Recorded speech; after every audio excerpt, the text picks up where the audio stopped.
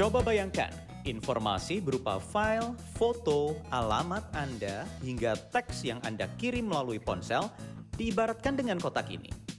Data itu jika dikumpulkan pastinya sangat banyak. Dan semua kotak-kotak ini disebut dengan big data. Saking besar jumlahnya, big data ini tidak bisa diproses oleh komputer yang biasa kita pakai.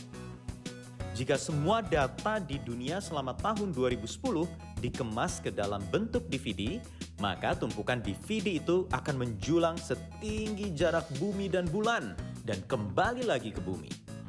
Itu di tahun 2010. Nah, di tahun 2020, data yang dihasilkan di seluruh dunia mencapai 19 kali lipat. Data raksasa itu bisa dipakai apa saja kira-kira ya?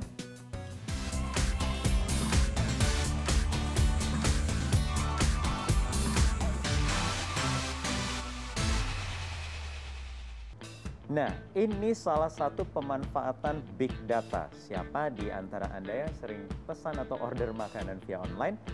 Ini saya dapat review dalam tahun 2020 ini, ada Kaleidoskop kontribusi saya terhadap restoran lokal. Saya menjadi warrior no kompor, pejuang tanpa kompor, karena sering pesan makanan ke 27 restoran lokal asli Indonesia. Nah, inilah bentuk pemanfaatan big data yang kadang-kadang ini mesin ini justru ditahu dari kita ya. Saya aja nggak ingat berapa banyak. Komputer bisa tahu ada 27 restoran lokal yang sering saya pesan makanannya sepanjang 2020 ini. Nah, mumpung sekarang saya ada di kantor Gojek, saya akan tanyakan teman saya bagaimana Gojek ini mengelola data konsumen kita lewat sistem big data mereka. Mas Syafri, apa kabar? Halo Mas Wahyu. Sorry ganggu mainnya. Gak apa-apa. Atau saya ikutan main boleh? Boleh kita, silakan ambil sticknya juga nih, sambil ngobrol-ngobrol nih. Karena Gojek ini ya raja big data ya, memanfaatkan data konsumen. Nah, tapi ngobrol-ngobrol soal penggunaan data konsumen, sebenarnya aplikasinya seperti apa sih? Kalau di Gojek sendiri kita data itu menjadi salah satu pusat ya, kayak inovasi sebenarnya sih. Jadi data-data kita banyak dipakai untuk gimana caranya customer experience juga lebih smooth. Kaleidoskop tuh. Itu dia. Dapat nggak Mas? Ya. Tadi saya baru cek sebenarnya kan. Warrior no kompor atau apa tuh? Wah, sering mesen GoFood berarti. Tahuan doyan makan. Ya, sama saya juga dapat ini sih. Saya juga dapat yang Warrior no kompor juga. Nah, itu salah satu contoh gimana kita menggunakan data untuk memberikan insight-insight yang bermanfaat buat konsumen kita. Nah, mumpung sekarang Desember kan ya, waktu buat refleksi tuh. Jadi pelanggan kita bisa tahu maka apa aja yang mereka sudah lakukan di platform kita gitu. Nah, itu salah satu contoh ya. Itu untuk konsumen. Kalau untuk Gojek sendiri, boleh silakan ditembak nih. Susah tapi giliran bolasnya. Gimana nih? Nah, kalau untuk Gojeknya sendiri? Kalau untuk Gojeknya sendiri kita sebenarnya banyak melakukan itu untuk meningkatkan efisiensi ya. Mungkin satu contoh yang paling gampang dicerna tuh adalah kadang-kadang komuter kan gitu aja ya biasanya rutenya, dan salah satu saya pengembangan dari penggunaan data adalah kalau kita tahu polanya seperti apa, pengguna kita cuma langsung bisa sekali klik doang, mereka udah ditunjukin kira-kira rute-rute mereka yang paling sering seperti apa gitu. Sebatas itu atau bisa lebih advance lagi untuk bidang kesehatan? Bisa sebenarnya lebih advance lagi. Wah. Giliran Mas. Nih kalau saya mukulnya enggak, dimaafin aja ya. Iya, sebentar ya. Oke, jadi bisa lebih advance lagi kah? Bisa sebenarnya lebih advance lagi. Apa kira-kira Mas? Untuk kepentingan Mas Syafri dulu pernah di Belanda ya? Di Belanda itu kan sistem kesehatan juga sudah berbasis informasi. Benar. Bahkan kalau nggak salah orang-orang di sana itu sudah ada informasi sejak mereka ada di dalam kandungan ibunya gitu. Jadi sistemnya sudah terintegrasi antara satu rumah sakit dan instansi di sana.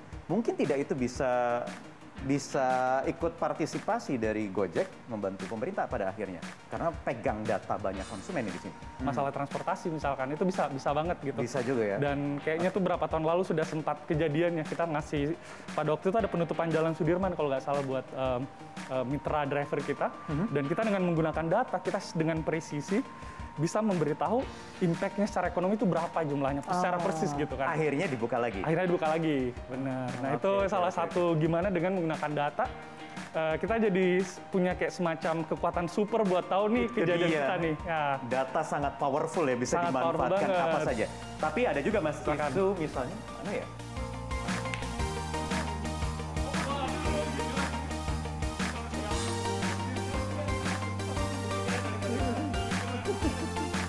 Isu soal perlindungan data pribadi konsumen ini kan jadi isu besar. Banyak juga kemarin e-commerce yang kebobolan data para penggunanya. Bagaimana Gojek menjamin data konsumen itu benar-benar terlindungi? Ya, jadi sebenarnya kalau masalah data konsumen ya itu merupakan first class citizen lah. Buat misalkan mengakses kolom tertentu aja tuh ada aturan-aturannya, siapa aja misalkan bisa mengakses suatu kolom tertentu gitu, dan ya seperti itu sih. Jadi merupakan salah satu first class problem lah yang kita sangat fokuskan. Itu salah satu bentuk tanggung jawabnya ya. Oke, baik. Terima kasih Mas Syafri atas waktunya di Sama-sama. Lanjut lagi kita main? Boleh, kita lanjut lagi. Sama nih giliran saya kayaknya ya. Mudah-mudahan masuk nih sekarang ya. Coba. Wah, nggak masuk nih. Konsep Big Data didefinisikan oleh seorang analis industri asal Inggris, Doug Lennie. Ia menjelaskan bahwa Big Data memiliki 3 karakter utama yang dikenal dengan istilah 3V.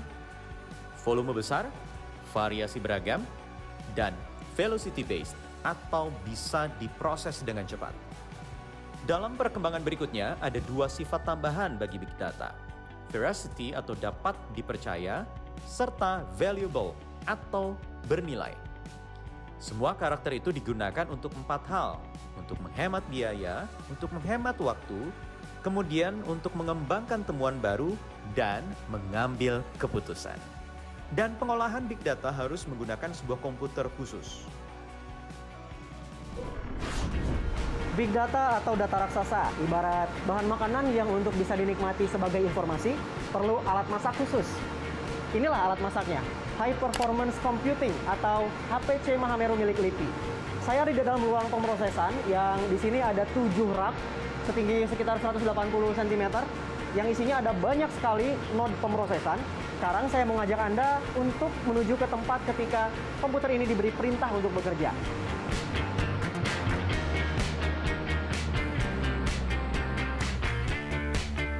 Ini dia, tampilan untuk kita memberi perintah kepada HPC. Untuk tahu lebih detail tentang HPC, kita langsung tanya kepada peneliti High Performance Computing, Pak Rizky Sadikin. Saya mau lihat contoh penelitian yang menggunakan komputer HPC ini. Contohnya itu kita misalnya melakukan sequencing virus RNA virus SARS-CoV-2 yang menyebabkan COVID-19 ya. Nah, sequencing RNA ini sangat bermanfaat untuk riset-riset lanjutan seperti penemuan vaksin. Oke, ini luaran dari proses penyusunan RNA. Iya, betul, sequencing. Apa yang bisa dibaca dari gambar ini? Reads itu berarti ada 4.733 benang untayan RNA, tapi itu harus disatuin gitu. 4.000 itu harus disatuin. Nah, penyatuannya itu dengan komputasi HPC. Jadi itu seperti kalau kita ada balapan F1 itu di pit stop, itu kan selesai dalam waktu 8 detik atau 5 detik udah selesai terus dia jalan lagi. Nah, itu bisa terjadi karena mekaniknya banyak dilakukan secara bersamaan, orang mengganti ban 4-4-nya bersamaan, mengelap bersamaan, mengisi bensin bersamaan, jadinya cuma 5 detik. Nah, itu sama aja dengan HPC. Sebenarnya kita punya banyak prosesor, jadi di sini ada sekitar 2000-an lebih prosesor. Jadi misalnya ada sebuah problem yang tadinya misalnya membutuhkan waktu 10 jam, kalau kita dikerjakan ada 10 prosesor jadi 1 jam. Contoh lain, penggunaan HPC apa lagi, Pak? Rendering farm, jadi semacam aplikasi untuk membuat gambar animasi. Seperti yang kita ketahui, kalau animasi kan ada frame ya. 1 detik misalnya ada berapa ya? 24 frame. 24 frame. Nah, 1 frame misalnya kita mau bikin gambar yang detail, high definition. Nah, kalau misalnya kita bayangin untuk bikin 1 gambar, 1 prosesor butuh 1 jam, berapa? Kalau untuk bikin 1 menit berapa lama? Kalau nggak pakai HPC. Nah, karena itu kita menggunakan HPC di sini untuk melakukan rendering, sehingga misalnya kalau kita mau bikin animasi 30 menit, mungkin hanya butuh beberapa jam selesai. Terakhir, Pak, dan ini ternyata terbuka juga untuk semua orang dan bisa akses gitu ya. Caranya susah nggak? Enggak. Misalnya ingin menggunakan HPC untuk riset, mengajukan di situs kami hpc.lipi.go.id, mengajukan ingin menggunakan untuk riset apa, nanti kita lihat proposalnya. kalau masuk akal dan bisa disediakan ya kita kasih akses. Pak Riki, terima kasih atas waktunya. Di banyak dunia, termasuk di Indonesia, big data sudah dimanfaatkan untuk kepentingan politik. Misalnya, percakapan yang terjadi di dunia maya, di akun media sosial Twitter, Instagram, dan semuanya, itu sudah dijadikan strategi kampanye bagi partai politik, bagi calon kepala daerah, bagi calon presiden. Makanya ada idiom, yang menguasai dunia adalah mereka yang menguasai big data.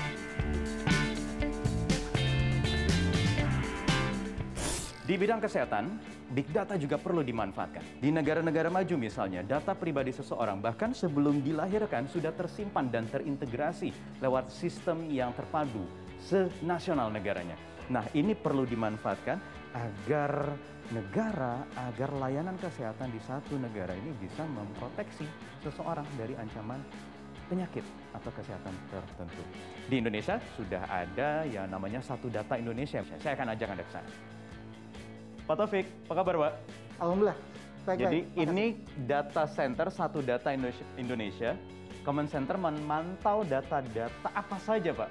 Jadi Command Center ini kita manfaatkan untuk bisa memantau bagaimana perkembangan Satu Data Indonesia ini yang sudah masuk di dalam portal Satu Data. Kita di sini memetakan mana-mana data yang tumpang tindih, mana-mana data yang dapat dikatakan sudah memenuhi standar. Ya. Jadi kita bisa melihat calon penerima bantuan Ya. itu diusulkan oleh banyak sekali dinas-dinas ya sebelah kiri itu. Kita bisa melihat di sana ada total duplikasi ya data. Itu yang warnanya orange itu 62.000 itu sekian, itu termasuk yang masuk kategori duplikasi. Yang duplikasi, itulah pentingnya Satu Data ini ya Pak. Betul. Ya? Untuk Ya. memverifikasi Betul. semuanya Pak. Bagaimana caranya menjamin keselamatan, keamanan data pribadi seluruh warga Indonesia yang terpublish di sini Pak? Data yang akan kita share di dalam Satu Data itu bukan data tingkat individu, tapi data-data yang sifatnya agregat.